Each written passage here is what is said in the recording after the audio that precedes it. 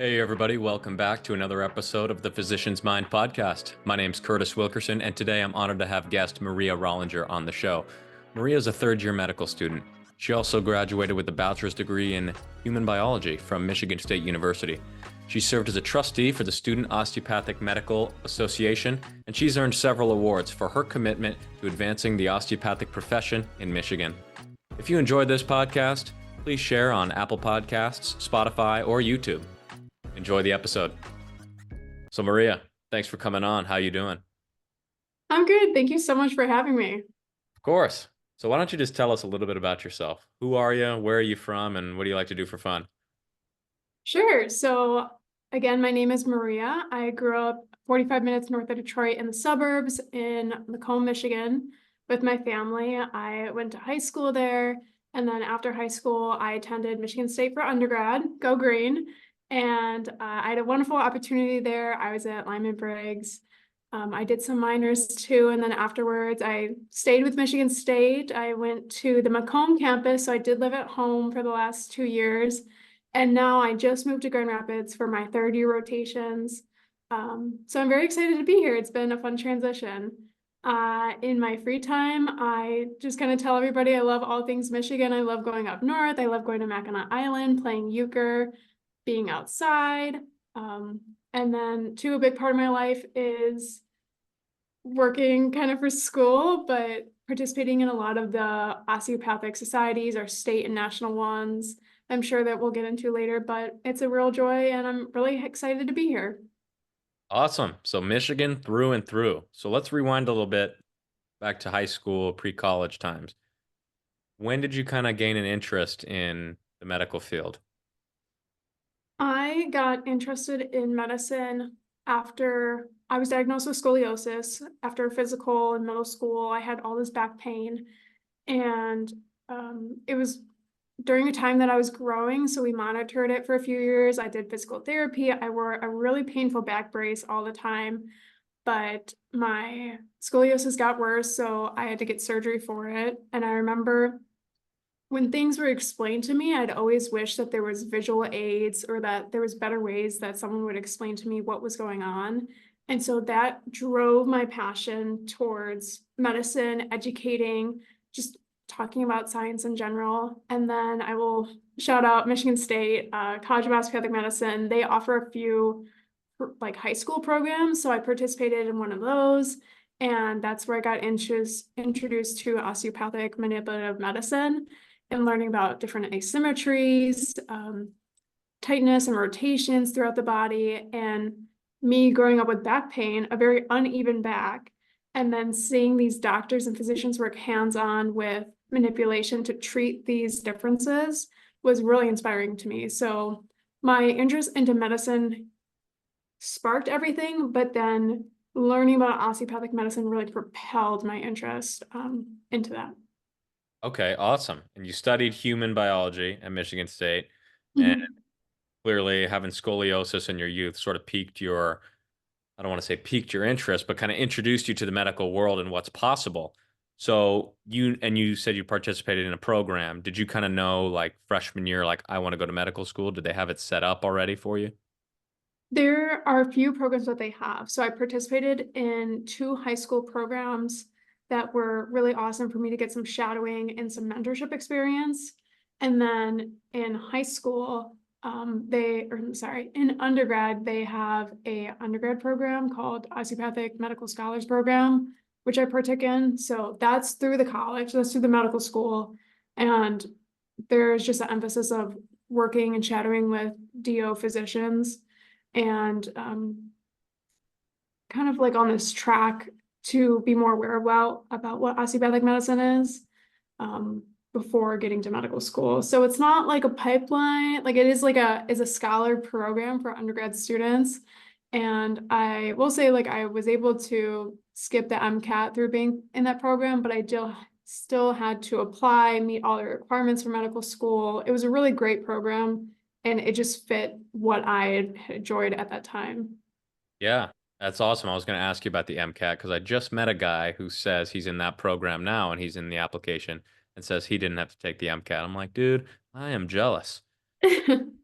So Please explain to us, for those who don't know, what an osteopathic physician is and what their philosophy is. Yeah, so the osteopathic physician is the same thing, has the same exact credentials as an allopathic physician, which most people refer to as MDs. We are the DOs, doctors of osteopathic medicine, and we are just a little bit different with our philosophy, focusing on the mind, body, spirit, various other principles that we talk about all the time. But the biggest difference is our focus on osteopathic manipulative treatment or manipulation, something I've already mentioned earlier, but this is a hands-on technique with our patients. We focus on areas of tenderness, areas of asymmetry, rotation dysfunctions throughout the whole body. So your joints, your back is what we focus a lot on, or your skull, your neck, anything that you can think of. Osteopathic manipulative treatment can serve a great purpose for that. So I'd always been interested in it because it's a tool that you already have. You already have your hands, so that's really awesome. And you don't need some fancy equipment to get it done. And it usually you feel great after having some treatment on you. I think that's a really great benefit to medical school because we're always practicing on each other. And then once I leave OMM class, I'm like very relaxed and I feel a little bit more centered. Very nice. And clearly, you've done a lot for the osteopathic profession as a student. You're involved in the Student Osteopathic Medical Association. So I want to ask you first, what are some of your roles in that group? And then after that, I kind of want to ask you what you're interested in specializing in. Yeah, I will try to quickly break down some of the associations, and I will do my best not to say all the acronyms, but there is a Student Osteopathic Medical Association, which we call SOMA. All osteopathic medical schools can participate in it. So those are for the students. Your next level is the state societies. So Michigan, the Michigan Osteopathic Society, um, most of the states in the US have their own osteopathic society. And then within that, you have the American Osteopathic Society, which is the big overarching association who runs credentialing and so many things that we can talk on and on about. But we love the AOA, we love our state societies, and we love SOMA. So um, each school has a chapter. So I first started off as the president of my chapter. Um, and then over the last year, I've transitioned into a national role with SOMA. And so it's really nice because previously I was working directly with my school, but now as the region trustee, I'm working with my region, which has 12 different osteopathic schools. So I mentor them as they grow and develop with their association and kind of educate them about what we do and how they can best grow their membership. Awesome. So very involved, very involved. It's it's all interconnected. So once you're kind of made your way through one sector, it's really easy to get connected in other ways. And I do want to mention too, we have a undergrad association as well. It's called Pre-SOMA. Anyone can join that as well. You don't have to have a pre-SOMA at your undergrad to join, but I participated in that for 4 years. So that also kind of helped me like be prepared for all of this stuff. There's a hierarchy, folks. Join while you. So are you interested in doing something down the road that involves a lot of OMM, or are you interested in something surgical, considering your background having surgery? I unfortunately don't have the best answer for you because I'm still figuring out what I want to do. I would say I got interested because I had a lot of primary care shadowing before I came to medical school, but I also scribed in the ER and I really like that. So truthfully, if you ask me what specialty I want to do, I'll give you a different answer every single day. I would like to do OMT as much as I can, but it definitely there's better places to do it than other times too. Yeah, absolutely. So in that third year, you're just now starting to gain that clinical experience. And that also means that you've successfully made it through the first 2 years, including all of the preclinical curriculum and the board exams. So let's talk about that for a little bit. What was some of the most challenging aspects for you in those first couple years, and how did you overcome those challenges? There are, I think, a lot of unexpected challenges. Like you may expect that that your courses will be very challenging, which at times they are, but honestly, it's really about the amount of work that you have to do. And I think this is what I've been telling some first years I've been talking to recently. You have to socially get used to being around a lot of very type A people, which is fine. But I wasn't always like as used to being surrounded all the time with um, very energized individuals and very, very smart individuals. And so I think just kind of reflecting and not comparing yourself all the time is really beneficial, especially when you get to boards. You will at times always feel behind, and that is normal and that is okay. And you can go at your own pace. So I think for me, sometimes maybe a little bit more mental challenges rather than the schoolwork at times. I got through things fine. I had great friends. Oh, I loved my campus. I love my MSUCOM friends. Like they make all of it worth it. But I think sometimes you need to make sure you have positive talk to yourself and not get lost in nitty gritties. Again, some things are not going to matter 5, 10 years down the road. So don't get overwhelmed by it. Don't let yourself spiral. I think that was a very common med school term we would tell each other is, I'm spiraling right now. It's like, you know what, you're actually doing okay. Things are going to be fine. So I think those are some of the challenges. What's some of the craziest things you've seen in terms of the type A personalities? I mean, have you seen anything remarkable, like guys staying in the library all night long? Anything weird? I feel like I did a pretty good job staying in my lane. I heard a rumor that after our first ever exam that people made a first quintile group chat, which I think is, and the quintiles are how like we were ranked after our exams. So I heard that was a rumor. I never found out if it was true or not, and I don't think I want to know. Yeah, that's hilarious. Hopefully Yeah. not. Hopefully not. So, making sure that you're not comparing yourself to other people, staying in your own lane, and just really focusing on the job that you have in front of you, right? It's like they always compare med school to a mountain or like a marathon, and it's like, how do you climb a mountain? Well, you take it one step at a time. So, medical school is clearly a very challenging curriculum, and it's important to make sure that you're doing a little bit outside of just hardcore studying every day. So, in your life, what do you do to maintain balance between med school and whatever else it is that you enjoy? Yeah, of course, balance is definitely something that you have to learn over time. And I will be the first one to admit I'm not perfect at it, and there's definitely ways to improve on it. I would say I'm at times very particular about certain habits that I have, one being my quality of sleep. So I am a strong advocate of no caffeine past 2 p.m. I really want to have some like good quality sleep at night. Um, which also means that I really try to go to bed around the same time. If I can, put my phone away in another room. That is such a game changer before going to bed. Um, that is just, there's no point in you studying all night for it just not to stay because you're too tired the next day for your exam. So that is part of my balance, taking time off. So when we would get a break for school, I like Christmas break, I would not do work. I would not do work for Christmas break unless there was something super, super challenging. Like one Christmas break, I did that. But my weekends, I tend to take off.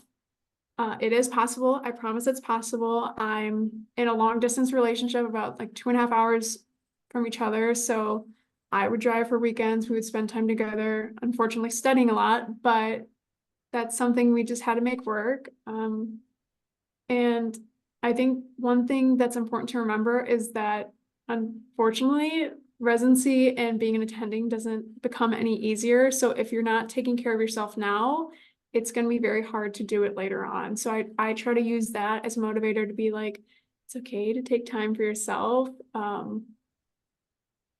Doing healthy practices too, like meditating. My school offered a meditating course, and that was amazing.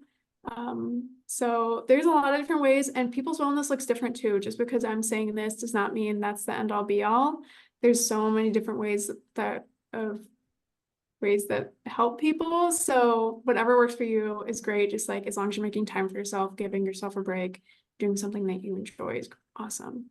Yeah, definitely. It's like it never does get easier. And each step along the way, you're almost preparing yourself for what comes next. So if you don't have any balance and if you're not taking care of yourself, if you will, you're not going to be doing yourself any favors in the future. So somebody I recently spoke with in our previous interview said it's like a trial by fire and grace under pressure. So almost being able to just power through the challenges and do it gracefully. So, and I think having balance and maintaining healthy habits outside of your studies is conducive to that. So, and you seem to do a very good job with that. What do you anticipate will be different now moving into the clinical years, having completed the preclinical curriculum now? Yeah, so just to preface the preclinical years, it's a lot of book work. It's a lot of long hours studying.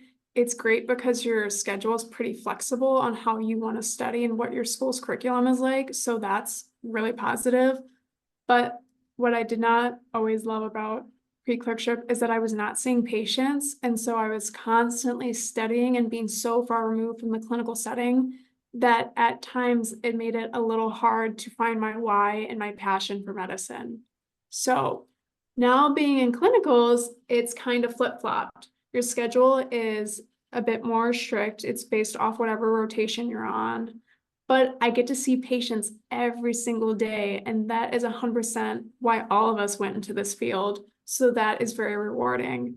Another difference is that you are basically sort of going to work for a week and then you have to come home and study. So far I can tell you that's been a definite transition for me and something that I've been working on.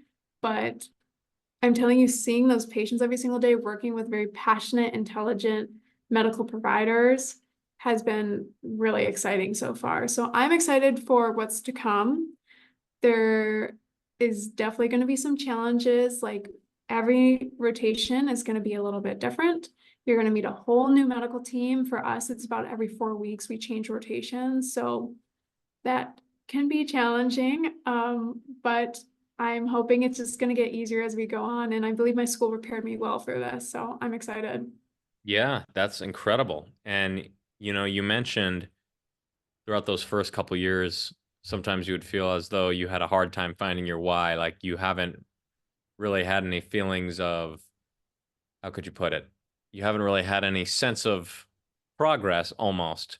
And I've heard that before. It's like it's tough to keep going when you don't feel like you're making any significant progress towards the goal. Is that how I want to say that? Yeah. That or Now, like kind of like being burnt out a little bit, like mentally like tired of just studying all the time. yeah, like when you are in that position and you are just thinking to yourself, wow, like I feel like it's just kind of stuck, but I know I need to keep going. And that's a common position for a lot of students, I think. What would you recommend for someone that's kind of hitting that point where they're like, I'm not feeling the progress. It's like I'm running around the track. I've got 10 miles and I think I'm on lap 7. And it's like I've just got a long way to go. How do I, what do you tell them to keep them Yeah, running? I think there's two different avenues that you can do about that. One is do something that you maybe kind of need to get off your checklist. By what I mean by this is, do you want to add another extracurricular? So I did I did Macomb County Street Medicine. That was super nice. I got to see patients with that and I got to talk to them and like see the medicine in real life. And so that was great for me. Or being a part of my student association, it's still like I'm still doing a lot of work for school, but I'm really enjoying it. So that made it like a good, healthy break away from school. So I was not doing school all the time. That is a big thing. You cannot, if you can, try not to make medicine your whole identity. Because I think when you do that and something within your career goes wrong, it makes it really hard to possibly dig yourself out of the hole. And I'm not trying to put it in a negative light. I'm just seeing possibly what I've seen with older physicians that I've met. So that's one avenue is, if you're really passionate about a topic in research, find attending or someone who needs some research done in an area that you like. So it's giving you that break from school, but you're also doing something that you may need further down the road, like in residency or as an attending. So that is one avenue. The other avenue, which I highly recommend, is talk to your third and fourth years. Find somebody. I promise that they're there. Someone like me someone who's been through what you're exactly going through, they're going to remind you that you are not alone, that your feelings are valid because it's exactly what they felt at one point or another, and you will get through it. I promise you, I promise you. So, especially when it comes around to boards can be very challenging because that's all you're thinking about and you want to get that pass, but what if you're that small percent that doesn't pass? That's okay. Your life does not end if you don't pass the first time. Many people are successful if they do, but making sure you have a good headspace going into that is just as important as knowing all the nitty-gritty details, in my opinion. Absolutely. Yeah, not for the weak or faint-hearted. Find some Yeah. mentorship, find some things you're interested in that could further progress your career, whether it's research or extracurriculars or service like the street medicine program you mentioned. Those are all great ways to combat that feeling of stagnance. So, very good. Would you have any other advice for an incoming student or in general, just anything you think would be valuable to share as we wrap up here? Yes, and it actually stems from a memory I have starting my first day of medical school. The night before, I couldn't sleep. I was tossing and turning. I was really doubting myself and was so scared to start medical school because I thought to myself, what am I doing here? How did I end up here? And how am I going to survive? And I walked in to my orientation and I saw one of MSUCOM's amazing leaders. I've known her for years, and she saw me and she's like, Maria, like, how's it going? And I was like, it's good, but like, man, I couldn't sleep last night. And she's like, were you nervous? And I was like, yeah, I was a little nervous. And she said, Maria, you have been preparing for this your whole entire life.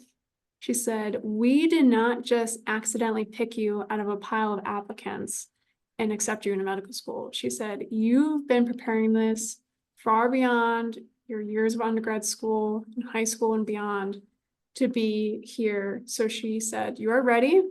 You are like well deserving to be here. And after that, I felt a lot better. So, anyone accepted into medical school, guys, trust yourself. There are many, many people behind supporting you in your medical school career. So lean on those people and you deserve to be there. Don't doubt yourself. It's okay. It's okay to be nervous, but trust yourself. Great advice. So, if you got into medical school, you earned it and you're Yeah, ready. exactly. That's Trust you. fantastic advice. So, everybody, today we've been talking with Maria Rollinger, third year osteopathic medical student at the Michigan State College of Osteopathic Medicine. Maria, thank you so much for joining us today. Yeah, thank you for having me. It's been a great honor.